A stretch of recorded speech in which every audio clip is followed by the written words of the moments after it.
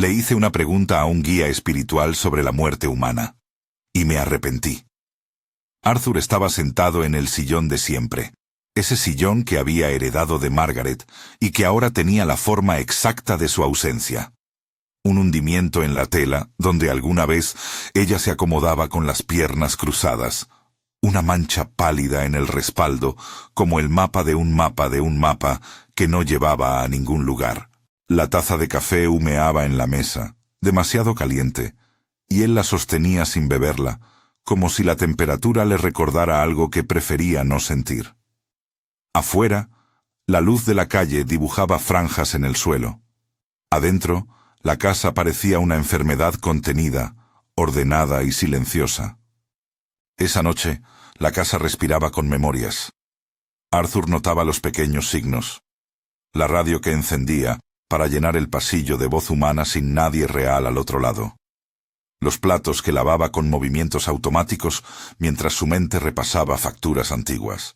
El cajón de la mesita donde guardaba fotos, sobres y la hebilla del reloj que Margaret había usado una vez en una boda y que ahora tenía su nombre grabado en el reverso como un secreto inacabado. Su vida había reducido su movilidad al radio de la cocina hasta el sillón, y en ese triángulo la mayoría de los días se desvanecían. Se levantó por el control remoto y dejó la mano temblorosa sobre la tele.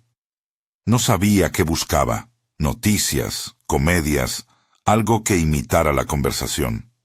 Nadie contestó. Fuera, un coche pasó y la casa inclinó su silencio como si se encogiera.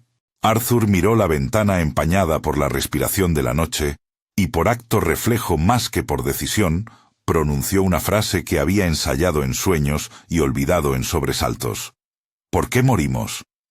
La pregunta flotó en el cuarto como una motita de polvo iluminada. Era simple, casi torpe, pero en la habitación tuvo peso. No pidió respuestas científicas ni consuelos fáciles.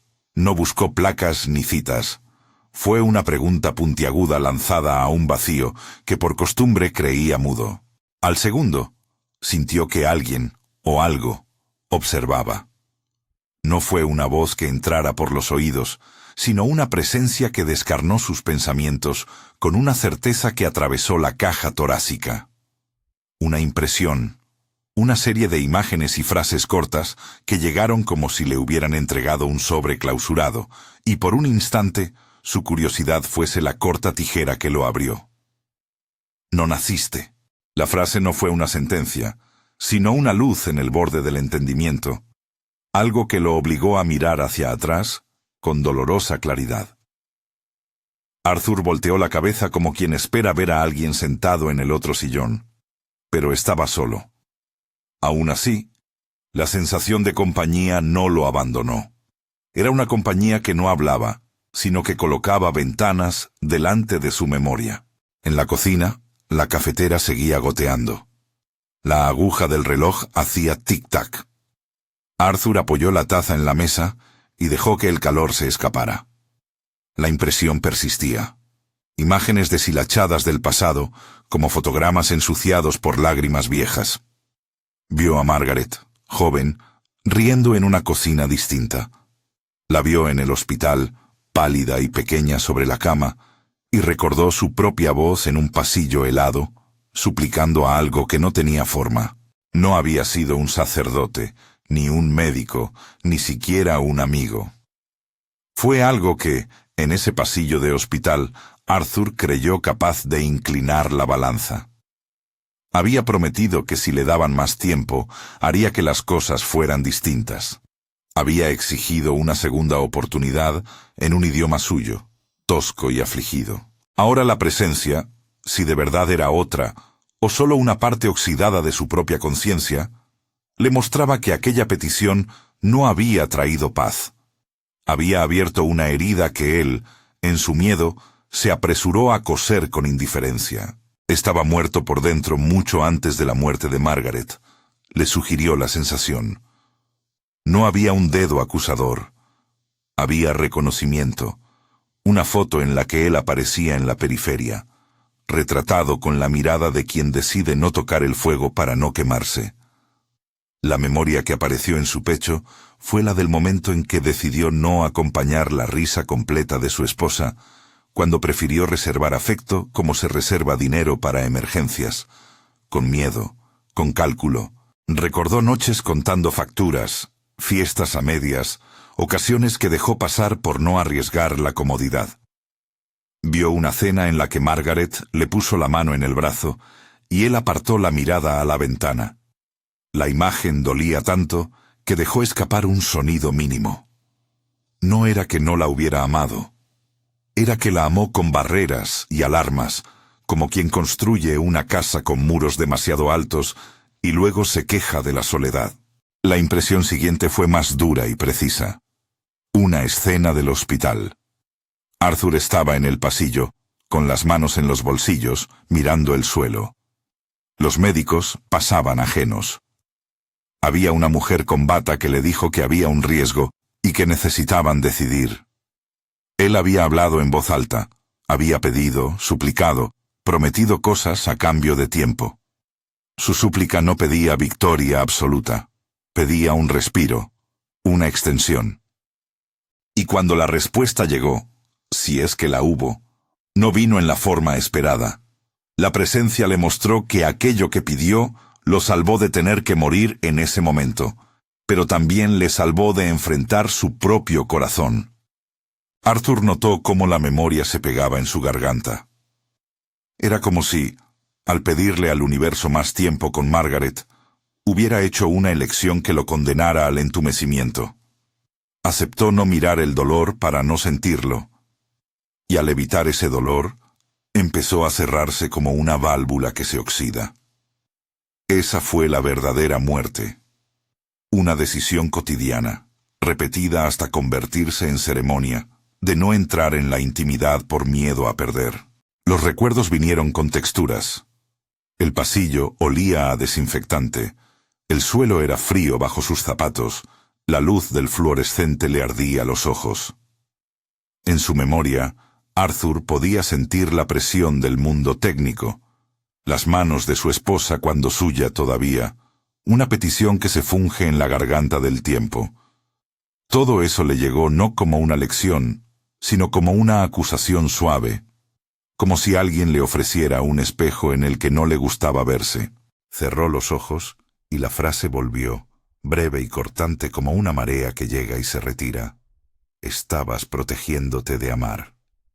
La sensación no buscaba castigarlo. Lo confrontaba con la evidencia de sus propias defensas. Arthur había vivido con un impermeable emocional que le mantuvo seco, pero no le permitió sentir el calor de la lluvia. Se acordó de la manera en que evitaba las llamadas de los hijos cuando suponía que serían largas, de cómo decía mañana, hasta que los mañanas se encogieron y se parecieron unos a otros. La presencia no le dijo, eres un monstruo. Le mostró la factura. Años sin acercarse, conversaciones que empezaron con formalidades y terminaron en silencios incómodos. Margaret había sido el epicentro de una vida que fue achicándose, y él, por miedo, había seguido el ritmo. La casa, en tanto, permanecía paciente. El reloj seguía marcando, la taza seguía fría. Arthur se dejó caer en el sillón, y la tela le abrazó la espalda como si fuera una primera versión imperfecta de consuelo. Tenía la cara húmeda. Las lágrimas llegaban sin anuncio, tímidas, luego liberadoras. No era solamente el recuerdo de Margaret, era el peso de los años que había usado para defenderse, el arrepentimiento por la generosidad que no había sabido ofrecer. Aquella noche, la pregunta que había lanzado se multiplicó, y lo alcanzó en el pecho como un animal asustado. No era un remordimiento público, era íntimo, fino, una vergüenza que no buscaba absoluciones. Recordó la única vez que, después del hospital, intentó decir algo a Margaret que no fuera práctico ni necesario, algo que hubiera sido puro don. Vamos a la playa, por favor, antes de que pase el invierno. Ella había sonreído con esa sonrisa que él tardó en entender, y había dicho, sí, me gustaría. Pero la invitaría otra vez, lo pospondría, mientras su miedo a perder convertía las promesas en buenas intenciones postergadas. Arthur tuvo una imagen clara. Una playa que nunca visitaron, un cuaderno sin escribir, un jardín sin plantar. Todos esos objetos eran testigos de cómo el tiempo se le había escapado entre los dedos por una mezcla de prudencia y egoísmo. La presencia de Margaret no se reducía a fantasmas o a fotografías. Se manifestaba en los asuntos que quedaron a medio hacer, en los gestos que nunca tomó por miedo a exponerse, y en la huella que su propio corazón, al cerrarse, fue muriendo en pequeñas porciones. Mientras las imágenes se agolpaban, Arthur quiso preguntar algo más. Su voz, más urgente esta vez, tembló. ¿Y ella? La palabra quedó vacía, como si buscara un adverbio que aliviara la pregunta. La respuesta que sintió no le habló de destino ni de promesas invisibles. Fue una impresión breve que lo dejó sin aliento. Ella no se fue como tú piensas. No hubo melodrama en esa frase, solo un giro de perspectiva. La idea de irse se había convertido para él en una certeza lineal, un cuerpo que deja una casa y un mundo que sigue. La presencia le mostró, con imágenes que no obedecían a la lógica cotidiana, que la noción de muerte tenía otras capas, lo que ella fue, lo que permanecía, lo que no estaba ligado a la ausencia física. Arthur no supo si debía sentirse consolado o herido. Lo único claro era que la respuesta lo obligó a pensar en su propio papel en la historia. No solamente había perdido a una mujer, había permitido que parte de su propia vida se evaporara por no saber estar cuando importaba. Al recordar el pasillo del hospital, la escena que antes le había parecido un acto de salvación comenzó a verse diferente. Había pedido más tiempo, y lo había obtenido, sí. Pero ese tiempo no lo usó para abrirse, sino para construir una rutina que lo protegiera del miedo. Margaret vivió más tiempo, pero el regalo que él le había suplicado vino con una factura que no había contado. El precio fue quedarse fuera de los momentos cruciales, dejar que su afecto se convirtiera en una cuenta de ahorros que nunca se permitió gastar. La presencia insinuó que la verdadera pérdida había sido de otra naturaleza, y esa insinuación le dolió tanto como la más directa de las amputaciones. En las horas siguientes, y eso es lo que la noche le permitió, Arthur fue barrido por un río de recuerdos. Momentos efímeros con Margaret se repetían en su mente con una nitidez que le arrancaba aire. Vio la forma en que ella doblaba un pañuelo, el modo en que miraba una taza como quien mira un paisaje. Recordó una canción que ella canturreaba mientras barre. Cada recuerdo era una pequeña acusación. Podrías haber estado aquí. Pero no había reproches desde fuera. Era su propio espejo, y eso lo hacía más doloroso. Salió de la casa sin pensar demasiado. La noche era fría, pero no tanto como su hábito de evitar el frío emocional. Caminó por la acera hasta la esquina, donde la luz amarilla de una farola hacía un círculo y nada más. El vecino regaba sus plantas como siempre. La cajera del supermercado, a quien saludaba con un gesto automático, le devolvió la sonrisa mecánica de costumbre. La vida proseguía con movimientos que no tenían acceso directo a la tragedia íntima. Arthur sintió, por primera vez en años, la extrañeza de ser un hombre que camina entre la gente sin que nada en el mundo sepa que algo en su interior se ha quebrado y está recomponiéndose con torpeza. Volvió a su sillón. Esta vez encendió una lamparita y la luz fue más amable, menos acusatoria que la ventana.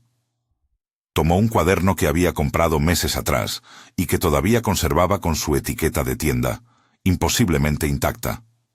Lo abrió en la primera página, la hoja aún en blanco, y consideró la posibilidad de escribir. No sabía si sus palabras llegarían a alguien, si servirían de consuelo a un extraño o a sí mismo. Pero la sensación interior le dio impulso. Había una necesidad que no era de resolver un misterio sobre la muerte, sino de rehacer su forma de estar vivo. Fue entonces, en ese instante de decisión, cuando la presencia volvió a hacerse notar, una vez más sin voz, solo con frases fugaces que atravesaban como flechas. Vivir no es evitar el final, es elegir ahora. Arthur sintió que la frase no era una lección, era una advertencia afectuosa.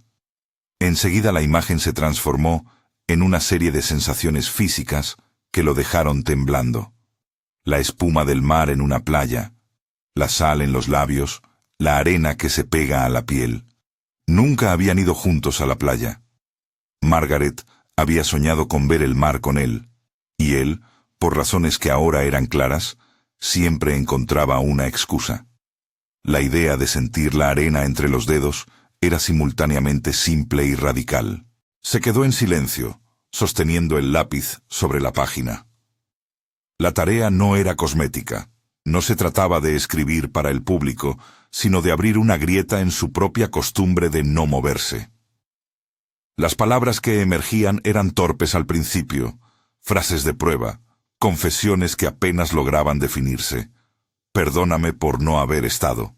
Perdóname por no haber pedido permiso para ser más. Quiero aprender.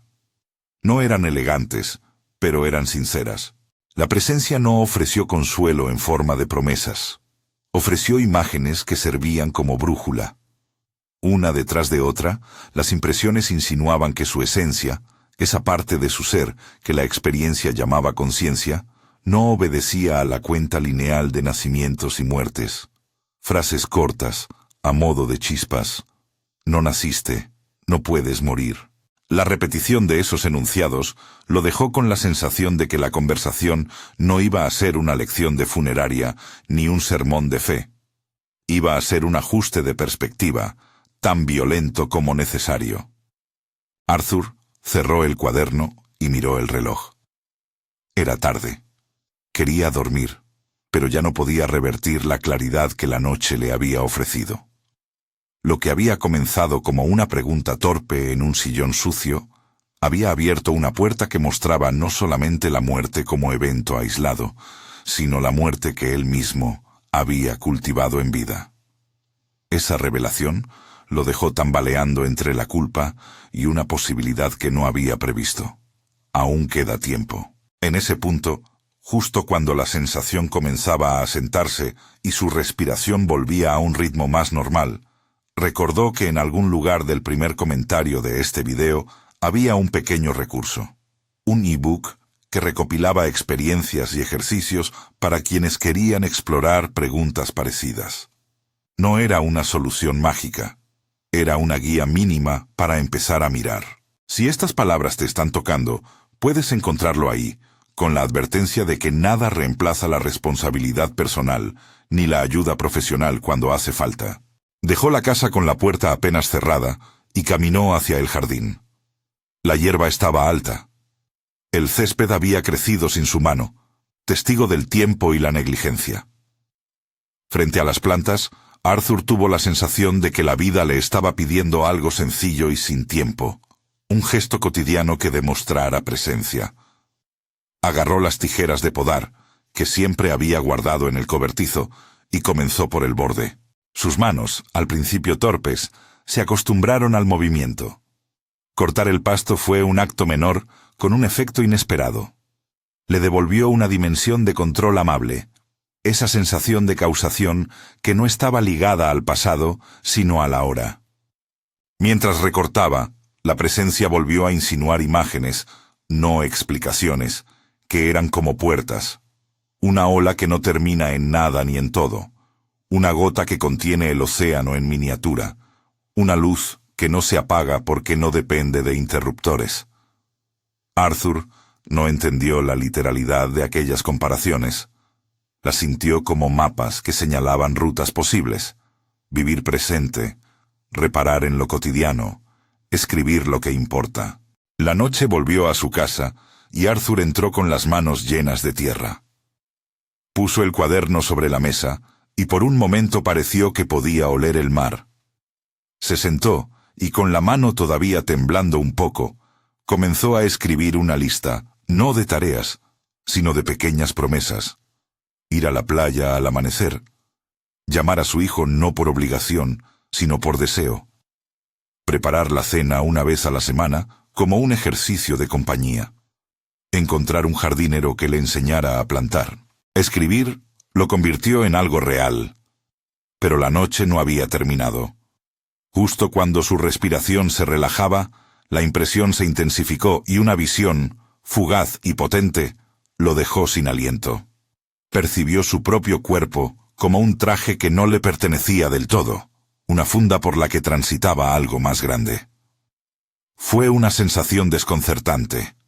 Al mismo tiempo que veía su mano, sintió otra forma dentro, como si su conciencia se expandiera y lo mirara desde fuera.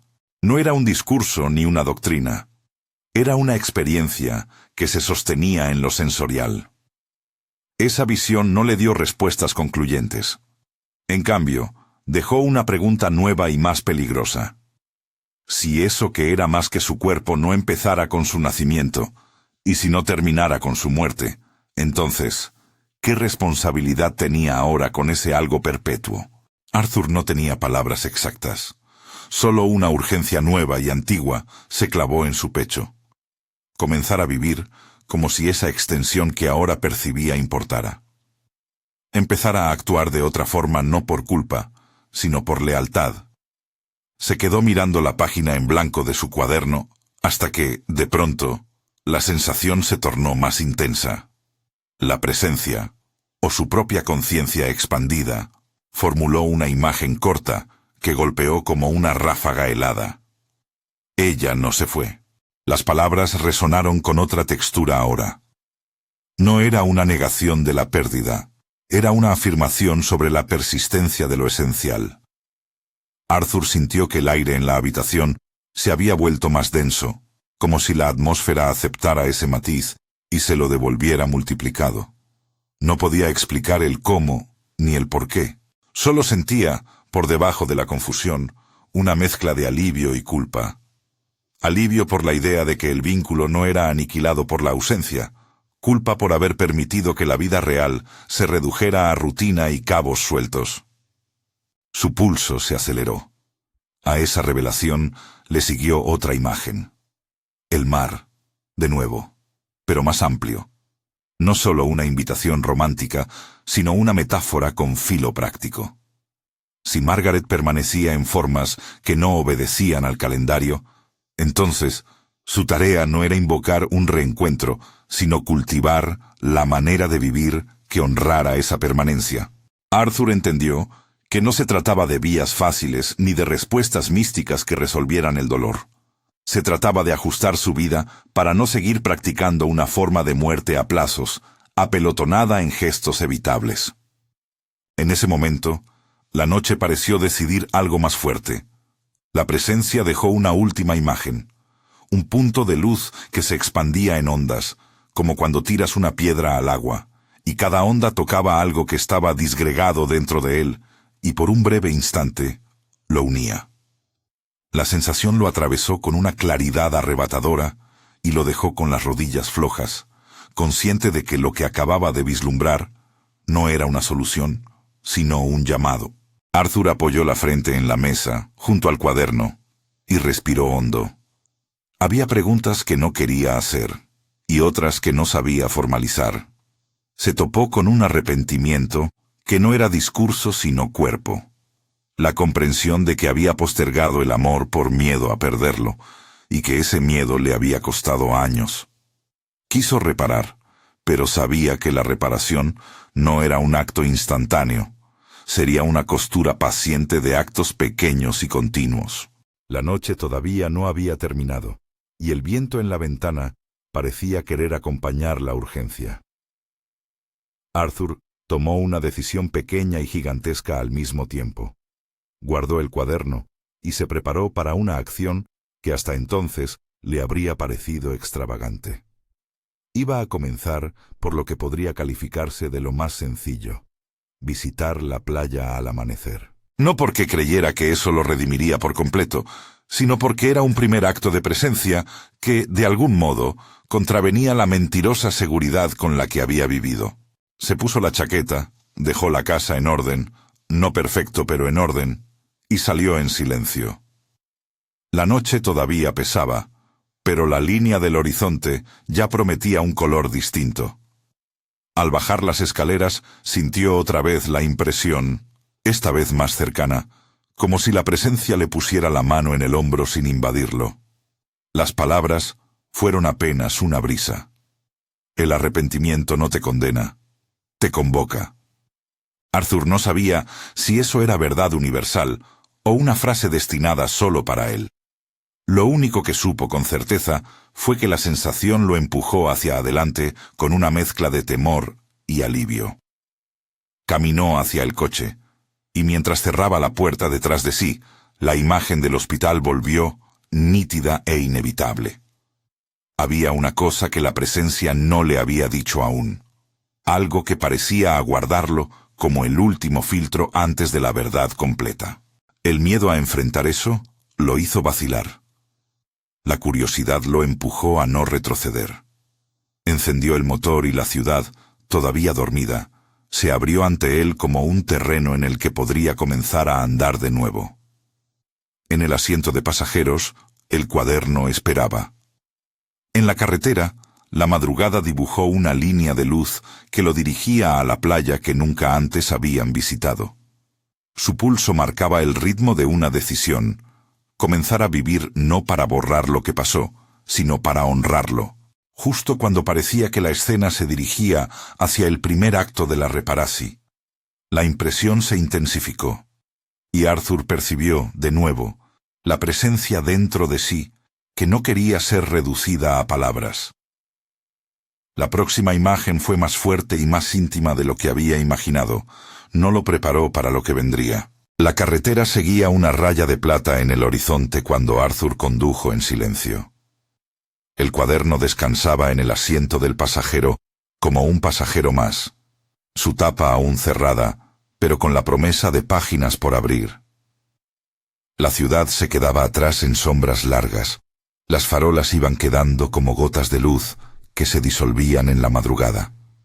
A cada kilómetro, su pecho se aflojaba un poco y luego se tensaba de nuevo, como si la memoria y la decisión se disputaran el mismo espacio dentro de él. Al llegar al aparcamiento de la playa, una bruma tenue todavía cubría la orilla. El mundo parecía clavado en una pausa temprana. Las gaviotas dormían en hileras, el viento apenas movía las banderas, la espuma de las olas susurraba contra la arena como si hablara de paciencia. Arthur cerró el coche y se quedó un momento apoyado contra la puerta, sintiendo el frío que entraba por los costados de la chaqueta. Para alguien que había evitado tantas cosas por miedo, estar allí era un acto de valentía sencillo y sin testigos. Caminó hacia el agua y la arena crujió bajo sus zapatos. Cuando llegó a la línea donde la espuma tiende a volver, se quitó los calcetines y los dejó en el coche. Sentir la arena fría y húmeda contra la piel le resultó extrañamente choqueante. Era una textura que jamás había imaginado, como si tocarla fuera tocar un pasado posible. Respiró hondo y dejó que el aire salado le llenara los pulmones. La primera ola rozó su tobillo y él dejó escapar un sonido que no sabía si era una risa o un llanto. Todo se mezcló. Memoria, culpa, alivio. La presencia, que hasta entonces había sido una brisa interior, se aferró a la experiencia con la delicadeza de quien no quiere romper nada. Las impresiones llegaron como manchas de luz. No naciste. Ella no se fue. Vivir es elegir ahora.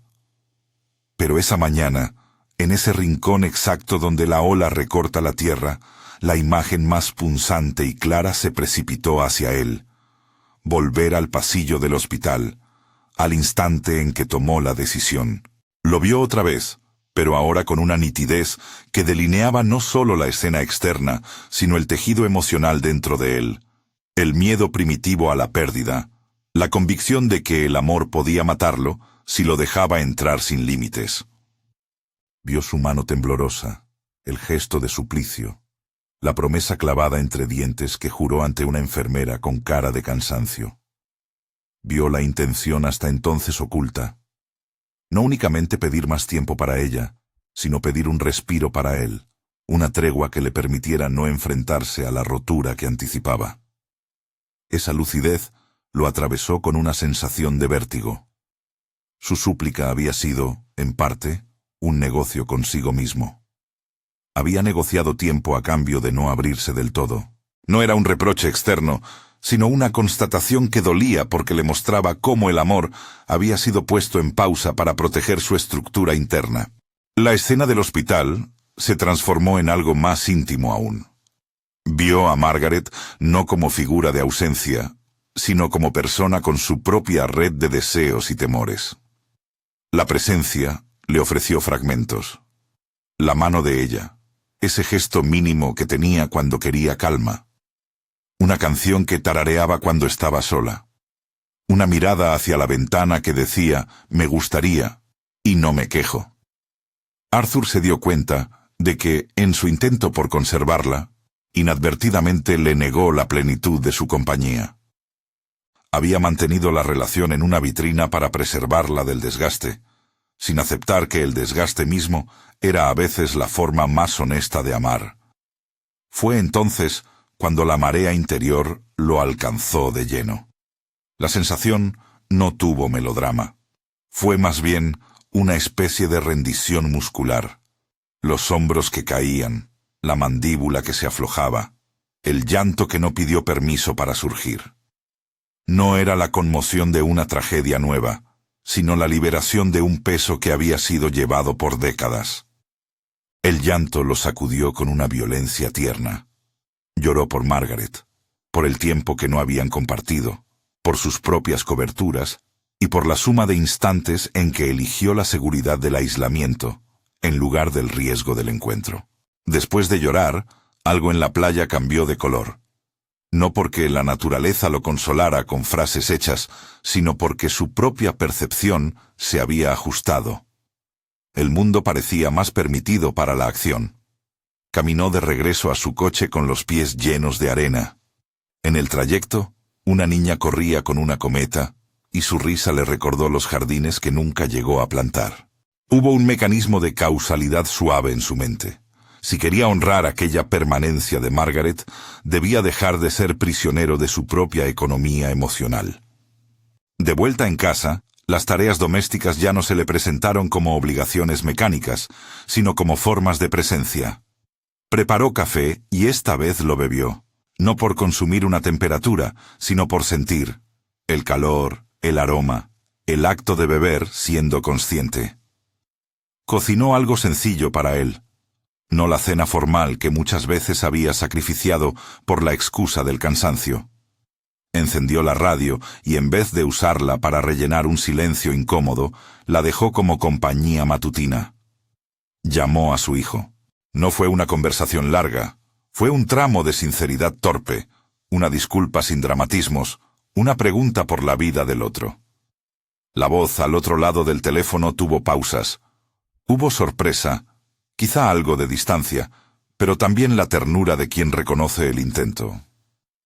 No todo se arregló en una llamada. La conversación fue un primer gesto quebradizo de reconstrucción.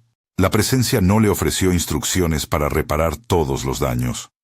Le ofrecía brújulas, pequeñas coordenadas. Actúa, escribe, permanece.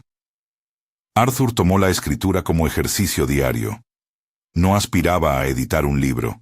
Se trataba de escribir cartas, no necesariamente enviadas, apuntes, confesiones, listas de promesas, esas que esa mañana en la playa había empezado. Ir a la playa, llamar al hijo con frecuencia, preparar la cena, plantar flores en el jardín.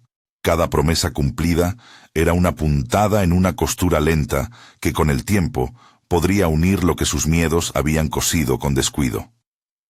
Pasaron semanas en las que la rutina se transformó con gestos pequeños y persistentes. Fue al vivero y compró lo básico: tierra, una pala, rosales pequeños que no exigían mucha nobleza, pero que daban presencia a la casa. Aprendió a regar a ciertas horas. Se quedó observando cómo el agua humedecía la tierra y cómo, poco a poco, los brotes respondían. Hubo días en los que la gratitud era simple: Ver una hoja abrirse le parecía un pequeño milagro. Hubo otros días en los que la culpa volvía con su manto pesado. Entonces escribía, regaba, llamaba, y la culpa, en vez de paralizarlo, servía como recordatorio de la tarea. En una tarde de otoño, decidió invitar a la cajera del supermercado a un café. No fue un movimiento romántico ni un intento de revivir lo pasado. Fue un ejercicio práctico para reencontrarse con la conversación no técnica, la charla simple. Su propuesta vaciló. La conversación fue tímida, pero la sensación de haber cruzado un umbral cotidiano lo acompañó por días. Se dio cuenta de que muchas de sus antiguas interacciones con el mundo habían sido de tránsito. Saludos rápidos, gestos medidos. Empezar a detenerse con la gente, aunque fuera en mínimos intercambios, le ayudaba a ensayar otra manera de ser. En algún punto de ese proceso, Arthur compartió su experiencia con un grupo pequeño. No una terapia en sentido clínico, sino una mesa donde personas mayores contaban pérdidas, pequeñas victorias y prácticas para sostener el presente. No era un escaparate de revelaciones místicas. Era una comunidad práctica donde la palabra presencia tenía sentido concreto. Llegar, escuchar, sostener. Compartir su historia le trajo la sorpresa de recibir relatos parecidos. Hijos que se habían ido por carencias de presencia, parejas que vivían la distancia en habitaciones contiguas. No se creó una sensación de reparación instantánea, pero sí un alivio que proviene de saber que los errores no son únicos y que la acción cotidiana cuenta. En medio de ese movimiento, la presencia volvió, como si revisara el progreso. Las impresiones fueron más suaves, menos intrusivas.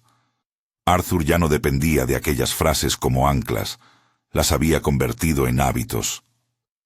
No naciste, ahora no sonaba a sentencia metafísica impositiva, sino a un recordatorio de que la identidad no se reduce a la biografía con fechas. No puedes morir, no era una promesa de inmortalidad material, sino una invitación a pensar la continuidad de la atención y el cuidado más allá de los plazos que el miedo impone. Aún así, hubo momentos en que la duda lo atravesaba. ¿Estaba transformándose de verdad o simplemente rehaciendo una apariencia? No volvería a buscar excusas para no entregarse. La ambivalencia siempre estaba presente. La presencia no le ofrecía la comodidad de creer que ahora sería perfecto. Al contrario, le dejaba claro que la honestidad con la que enfrentara sus recaídas sería la medida de su cambio. Hubo días en que la vejez corporal le recordaba límites. Hubo días en que la soledad golpeaba con fuerza.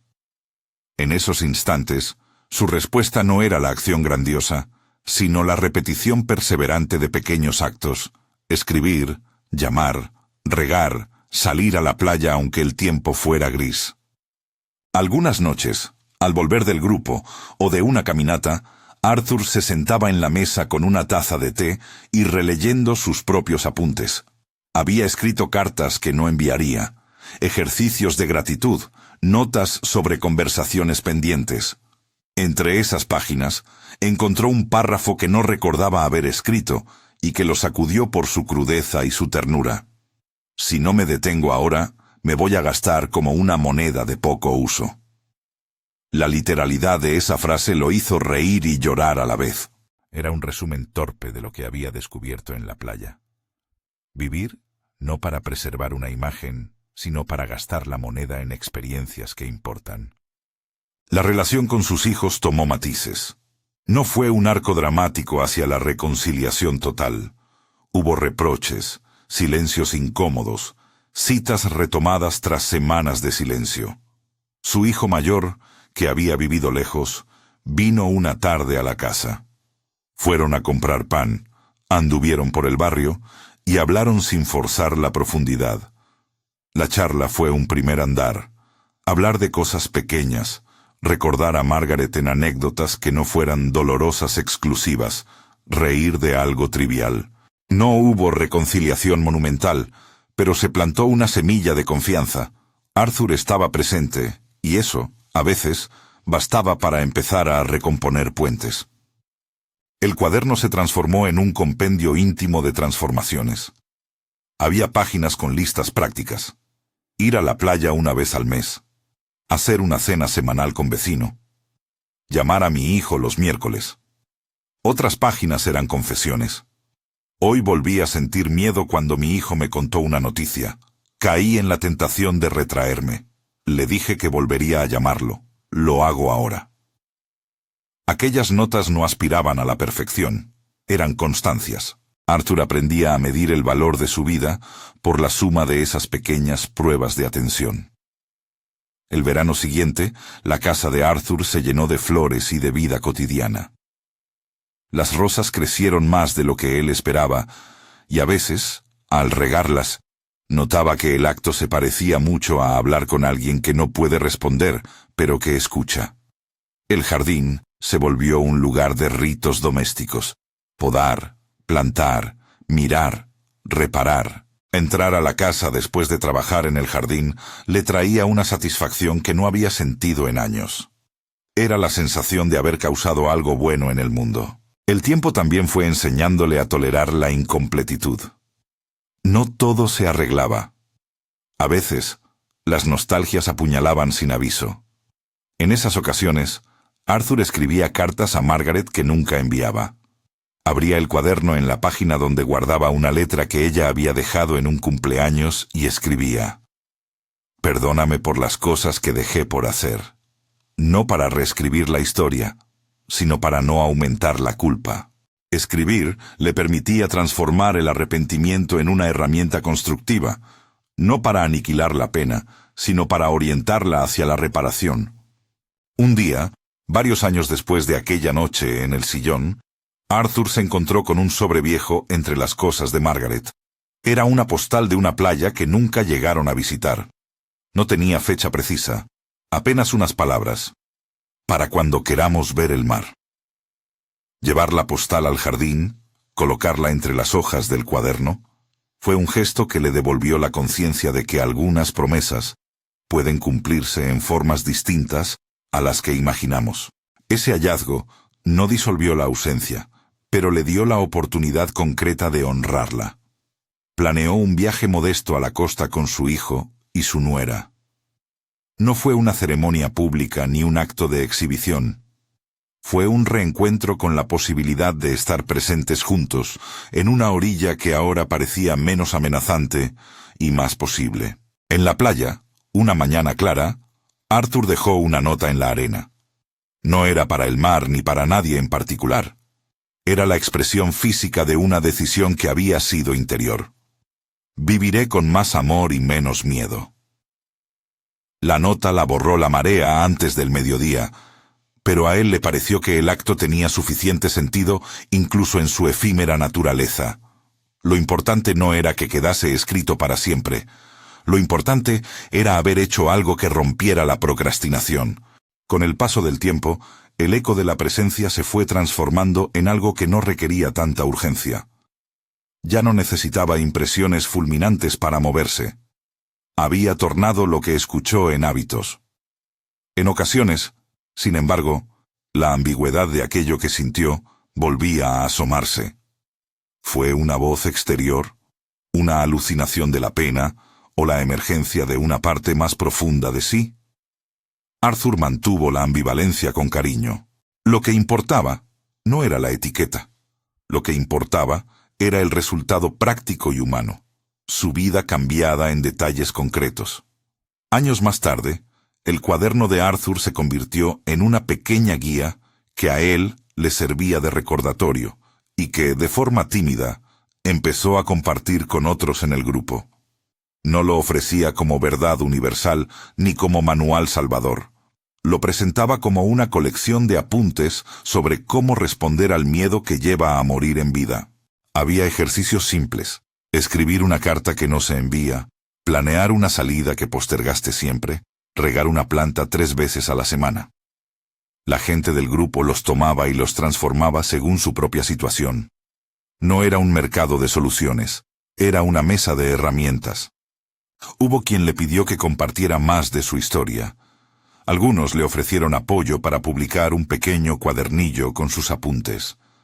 Arthur aceptó con cautela. No quería transformar su arrepentimiento en mercancía, ni explotar el dolor ajeno. Decidió entonces crear un recurso honesto y limitado, un ebook que compilaría sus ejercicios y reflexiones, dejando claro que no sustituía la ayuda profesional cuando fuese necesaria. En la descripción, aclaró la naturaleza espiritual del contenido y ofreció la posibilidad de sesiones privadas con él, sesiones no clínicas, basadas en escucha y guía práctica, siempre dejando explícito que esas sesiones eran trabajo interior y requerían compromiso. La transparencia fue su política. Nada de promesas grandilocuentes, solo invitaciones a explorar con responsabilidad. A veces, al cerrar la puerta de su casa, Arthur miraba la mesita donde descansaba el cuaderno y pensaba en la noche en que todo comenzó. La pregunta torpe en voz alta, la sensación de otra presencia, la cadena de imágenes que lo obligaron a mirar. Sintió arrepentimiento todavía. Ese no se cura del todo. Pero el arrepentimiento ya no era un látigo, sino una brújula. Había aprendido que remordimiento y reparación pueden coexistir como motores de cambio. Había descubierto que la responsabilidad no consiste en castigarse por lo que no fue posible, sino en elegir ahora acciones que honren lo que importa. No se convirtió en un santo. Me equivoco a menudo. A veces se retrae, se enoja por bobadas, olvida regar o se olvida de llamar. El cambio, entendió, no es un punto de llegada sino una forma de caminar. Ese caminar lo hizo con más frecuencia de la que había hecho antes, y eso marcó la diferencia. Una tarde, mientras ordenaba papeles, Arthur dejó sobre la mesa el cuaderno abierto en la página donde solía escribir las notas a Halfdan. Si estás leyendo esto, no esperes a que la pregunta te golpee desde la soledad para actuar. Lo puso allí con una rotunda sencillez. No era un mandato, era una invitación nacida de su experiencia.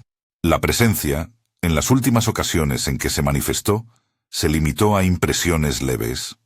Una imagen de una gota en el océano que contenía la misma sal que la marea. Una frase corta, convierte el arrepentimiento en acto. Arthur la recibió con gratitud y con la misma humildad con que había recibido todo. Sin garantías, sin fastos, con práctica y paciencia. Al terminar de escribir una carta, otra carta más, esta con la decisión de animar a su hijo a visitar su propio jardín y a llevar a la nieta a la playa, Arthur dejó el cuaderno sobre la mesa y miró por la ventana. El sol de la tarde caía con una luz que modelaba los objetos en la casa sin prisa. Había una paz que no era ausencia de dolor, sino la presencia de una manera nueva de elegir. Recordó la pregunta original, la que lanzó en voz alta esa noche. ¿Por qué morimos? Su respuesta, si había una, ya no buscaba resolver misterios metafísicos. Había mutado en otra pregunta, más práctica. ¿Cómo viviré para que, cuando me vaya, mi ausencia no sea una deuda sino una continuidad para los demás? Antes de cerrar el cuaderno, escribió en la primera página una nota dirigida a quien quisiera leerlo. No es una receta, ni una verdad absoluta. Es la evidencia de que reconectar con lo que importa cambia la manera en que se habita la vida. Bajo esa frase, dejó un gesto sencillo. Una dirección donde quien quisiera podía encontrar el ebook con ejercicios y voluntariamente acceder a sesiones de acompañamiento. Todo estaba planteado con honestidad. El material era espiritual, no clínico, y las sesiones requerían compromiso y responsabilidad. Arthur comprendió que la historia que vivió no era exclusivamente suya.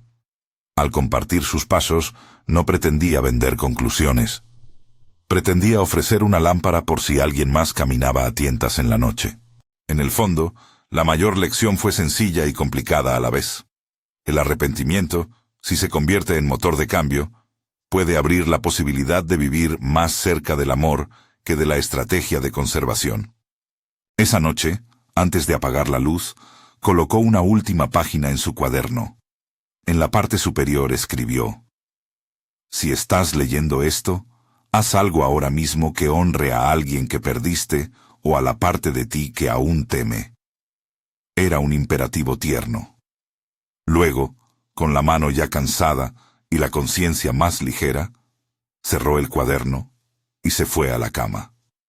No esperaba nuevas epifanías. Solo deseaba continuar con los actos pequeños que lo sostenían. Si esta historia te tocó o te dejó preguntas, puedes dejar un comentario contando una experiencia similar o tu propia reflexión. En el primer comentario fijado encontrarás un enlace a un ebook con ejercicios prácticos que Arthur compiló con humildad y la posibilidad de solicitar sesiones de acompañamiento. Sesiones espirituales, no clínicas, pensadas para acompañar el trabajo interior y que requieren compromiso por parte de quien las toma. Si decides explorar ese camino, hazlo con cuidado y responsabilidad. Comparte este video con alguien que pueda necesitar una pequeña brújula. A veces, una acción mínima puede ser el primer paso para que alguien deje de morir por dentro y comience a vivir plenamente ahora.